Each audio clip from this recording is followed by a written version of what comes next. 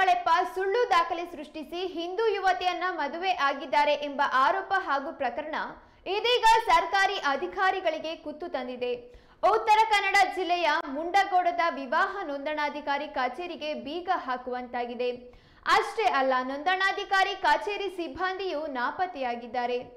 ಸುಳ್ಳು ದಾಖಲೆ ನೀಡಿ ಮದುವೆಯಾಗಿರುವುದು ಬಯಲಾಗಿದ್ದು, ರಿಜಿಸ್ಟರ್ ಮ್ಯಾರೇಜ್ ಮಾಡಿದ ಕಚೇರಿ ಸಿಬ್ಬಂದಿಯ ವಿರುದ್ಧವೂ ದೂರು ದಾಖಲಾದ ಬೆನ್ನಲ್ಲೇ ಈ ವಿದ್ಯಮಾನ ನಡೆದಿದೆ.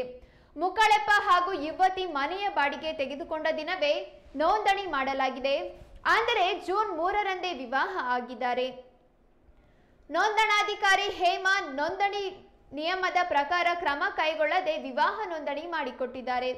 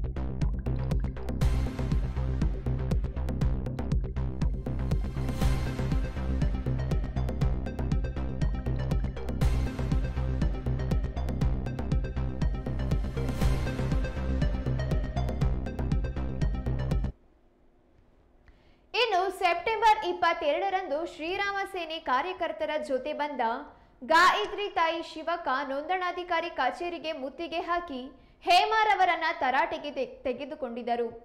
ಇದಲ್ಲದೆ ಮುಂಡಗೋಡು ಠಾಣೆಯಲ್ಲಿ ವಿವಾಹ ನೋಂದಣಾಧಿಕಾರಿ ಹೇಮಾ ಸೇರಿ ಒಟ್ಟು 7 ಜನರ ವಿರುದ್ಧ ಪ್ರಕರಣ ಸಹ ದಾಖಲಿಸಿದ್ದರು. ಪ್ರಕರಣ ದಾಖಲಾದ ನಂತರ ಬುಧವಾರ ನೋಂದಣಾಧಿಕಾರಿ ಹಾಗೂ ಸಿಬ್ಬಂದಿ ಕಚೇರಿಗೆ ಆಗಮಿಸದೆ ಕಚೇರಿಗೆ ಬೀಗ ಹಾಕಿದ್ದಾರೆ. ಕಚೇರಿ ಸಮಯದಲ್ಲಿ ಹಲವು ಜನ ತಮ್ಮ ಕೆಲಸಕ್ಕೆ ಬಂದವರು ಬೀಗ ಹಾಕಿದ ಕಚೇರಿ ನೋಡಿ ಮರಳುವಂತಾದ್ರೆ, ಕಚೇರಿ ಸಮಯದಲ್ಲಿ ಸರ್ಕಾರಿ ಕಚೇರಿಯಲ್ಲಿ ಸಿಬ್ಬಂದಿಯೇ ಇಲ್ಲದೆ ಹೀಗೆ ಬೀಗ ಹಾಕಿರುವ ಕುರಿತು ಜನರು ಆಕ್ರೋಶ ವ್ಯಕ್ತಪಡಿಸಿದ್ದಾರೆ.